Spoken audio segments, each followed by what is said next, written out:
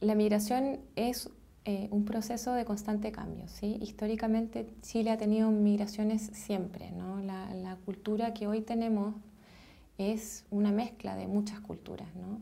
Pero es una mezcla que se va integrando, que se va absorbiendo, ¿no?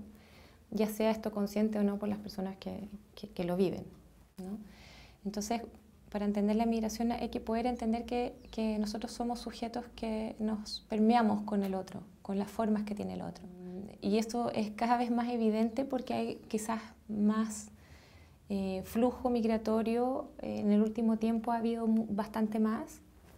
Hay distintas nacionalidades que ya son más frecuentes, como la venezolana, como los colombianos, antiguamente eran más los argentinos en una época, los bolivianos, peruanos, ¿no? Que son migraciones latinoamericanas. Pero hay otros tipos de migrantes que también se empiezan a incorporar, ¿no? De otras nacionalidades que son más ajenas, como las africanas, los asiáticos, ¿no? Como incluso de otros lados del mundo, ¿sí? Entonces, y sobre todo las culturas que no son occidentales nos parecen un poquito quizás más ajenas a las costumbres y a la cultura propia, ¿no? Y en eso la integración de elementos culturales de estas otras culturas puede ser una oportunidad para poder como incorporar algunas cosas, sorprenderse de otras formas de ver el mundo, ¿no? Ahora eso es un proceso que toma tiempo, ¿no? Y que sin duda que en el último tiempo el tema migratorio ha agarrado mucha más visibilidad. Siempre ha sido un tema, ¿no? Siempre ha habido migración en Chile, pero en el último tiempo hay más preocupación porque hay más visibilidad de las personas que viven en Chile, de que empieza a aparecer personas que son un otro tan distinto, ¿no? Entonces eso hace que sea también un tema más a nivel de agenda política, a nivel de agenda país, digamos, porque hay otros temas que se empiezan a asociar a la llegada de gente nueva.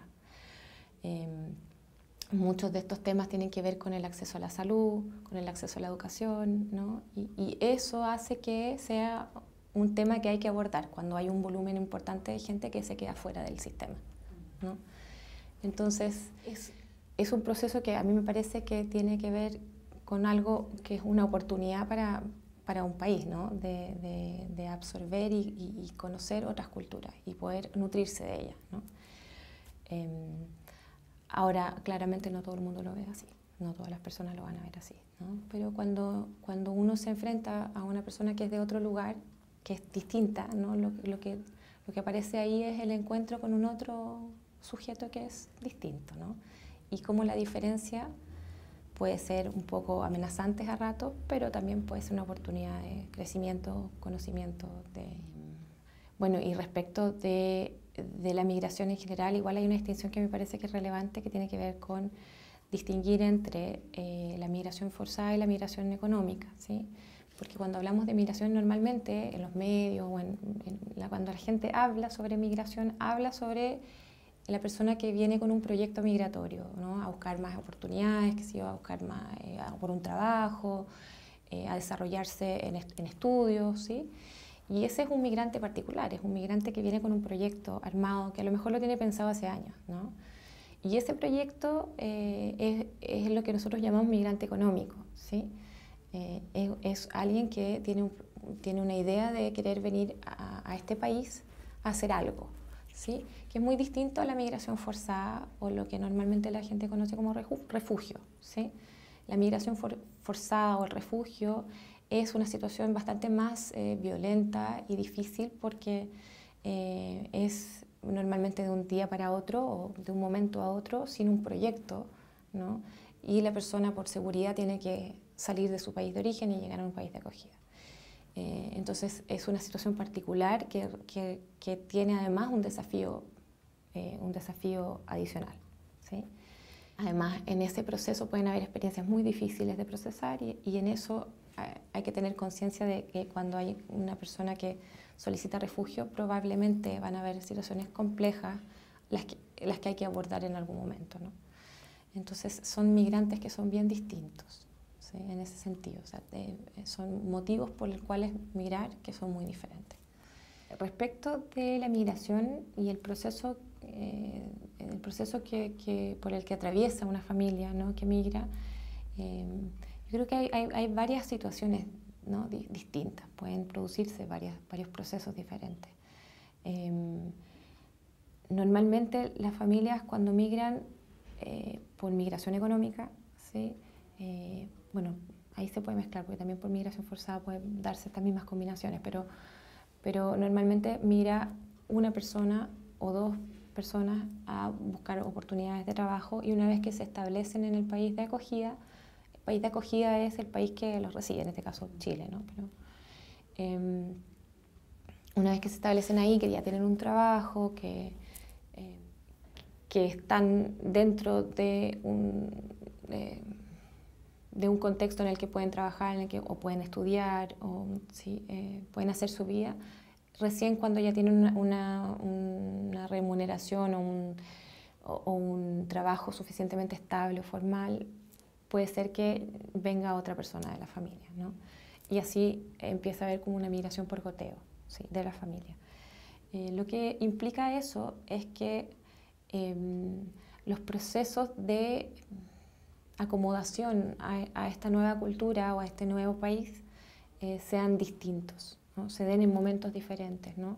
Que los proyectos sean distintos, porque para los padres probablemente el proyecto va a ser un proyecto positivo al cual, ¿no?, tienen ganas de embarcarse, en el cual quieren embarcarse para poder tener una mejor situación o tener una mejor educación para sus hijos, en fin, ¿sí?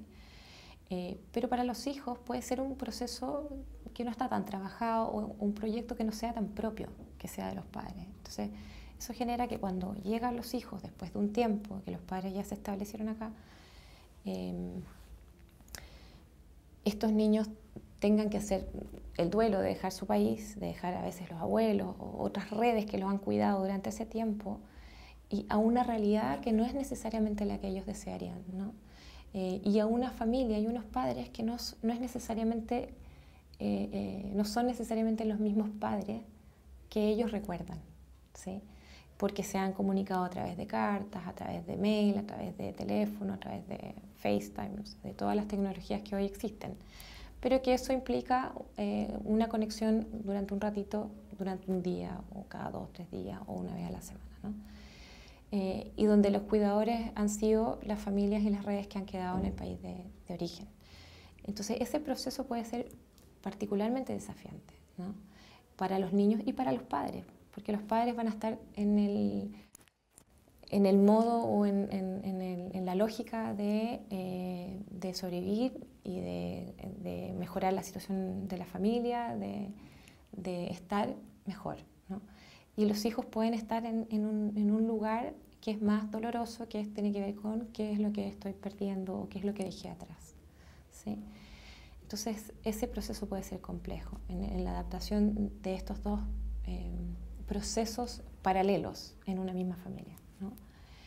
Más complejo aún cuando viene un hijo, después viene otro, o cuando llega un hijo y tiene que relacionarse con un bebé recién nacido de la pareja de padres, o cuando alguno de los padres hizo otra familia, ¿no?, y entonces se topa con una familia que es distinta a la que conocía.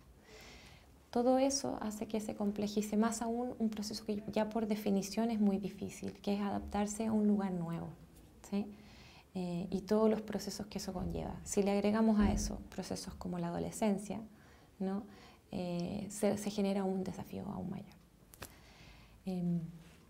Entonces, eso es un poco el proceso por el cual atraviesan las familias migrantes, ¿no? Ahora, cuando llegan todos juntos, ¿no?, que eso comúnmente ocurre más con la migración forzada, que llegan todos al mismo tiempo, ¿no? Ahí hay otro tipo de complejidades, ¿no?, porque tiene que ver con la historia de cómo se gestó esta venida al país de acogida, o a Chile en este caso, pero cómo se gestó ese proyecto, que no es un proyecto en realidad, ¿no?, sino es una necesidad de sobrevivir. Cuando viene el núcleo familiar completo al país de acogida, ¿sí?, a raíz de una situación de migración forzada, lo que ocurre es que se tiene que dejar todo de lado, ¿no?, y no hay un proyecto. Entonces llegan a un lugar que no es un lugar elegido por esta familia, no es algo que ha sido procesado ni siquiera por los padres, ni mucho menos por los hijos, ¿no?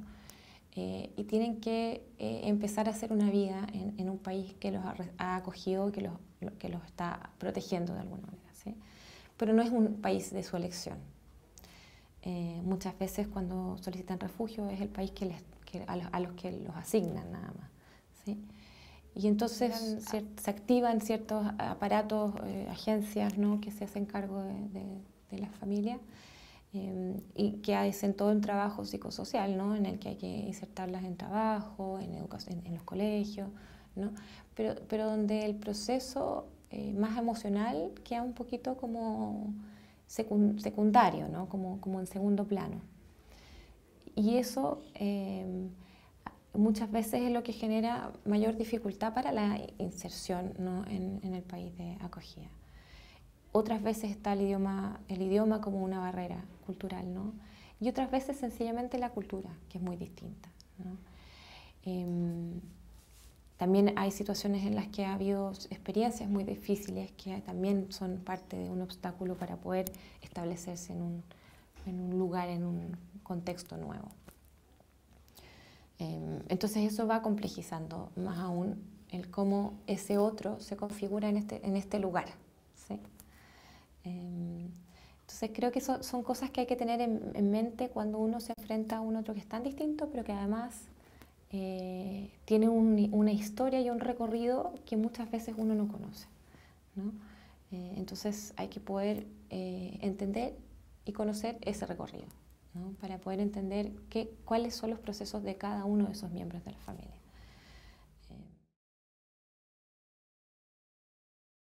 En términos como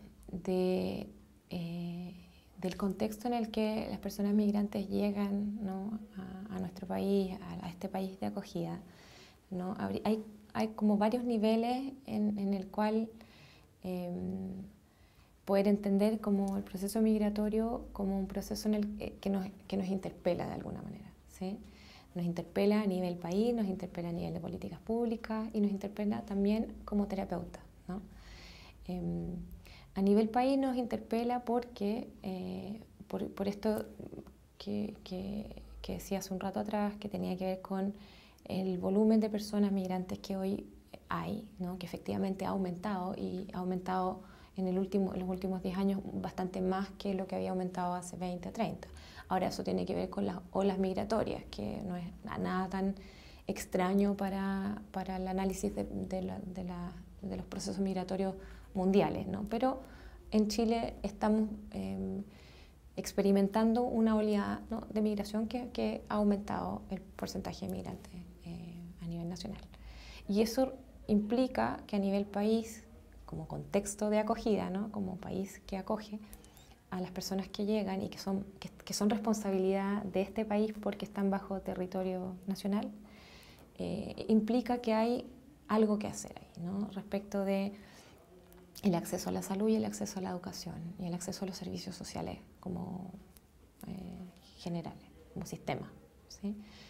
En eso, claro, hay un desafío respecto a las políticas públicas y cómo hacer que las personas tengan acceso a estos derechos que son derechos universales, ¿no?, como la salud y la educación. Y que además el país está adscrito a los convenios internacionales y a los tratados internacionales. Entonces, ¿cómo hacer que el país logre dar respuesta a las necesidades de las personas que vienen a nuestro país? Así como también a los nacionales, por supuesto. Entonces se hace un desafío más grande, porque ya es un desafío cubrir a la población nacional, más aún si llega más gente que además es un poquito distinta a la población a la que estamos acostumbrados, ¿no? Entonces ahí, en términos de cómo eso interpela a los profesionales que trabajan en salud, que trabajan en educación, implica un poder revisar y un poder entender cómo es que el otro, ¿no?, me cuestiona o me interroga en mi rol.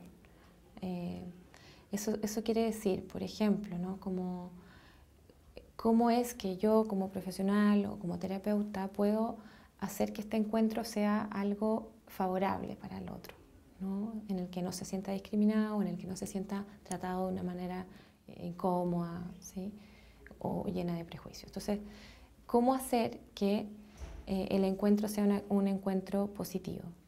Y en ese sentido, los profesionales que trabajamos en salud y en educación podemos tener una cierta sensibilidad respecto de las necesidades de este otro, que es un otro particular, ¿no? Todo otro es otro, pero este es un otro que viene con una historia bien distinta a la que yo podría pensar, podría imaginar, ¿no? Entonces, y en ese encuentro lo importante es poder estar abierto a conocer genuinamente lo que trae el otro, ¿sí? A no utilizar ideas preconcebidas que yo puedo tener respecto de una cultura, de un país, ¿no? Sino poder preguntar efectivamente cómo es la experiencia del otro, ¿sí? Y nutrirme con eso. O sea, no dar por sentado que hay ciertas ideas sobre un país que van a ser necesariamente así para la persona que llega, ¿no? O la misma experiencia que trae esa persona. Y en ese sentido, uno puede generar un contexto de acogida que también es una acción social, ¿no? Porque cuando uno recibe a alguien como terapeuta, ¿no? El cómo se dé ese encuentro, el cuán amigable, cómodo, ¿no? Sea ese encuentro, sin duda que va a ser muy significativo en la experiencia del otro. O sea, uno es un agente y un actor social. Y como tal puede promover, ¿no? un buen trato y una buena acogida al otro. En ese sentido nos interpela en esos tres niveles.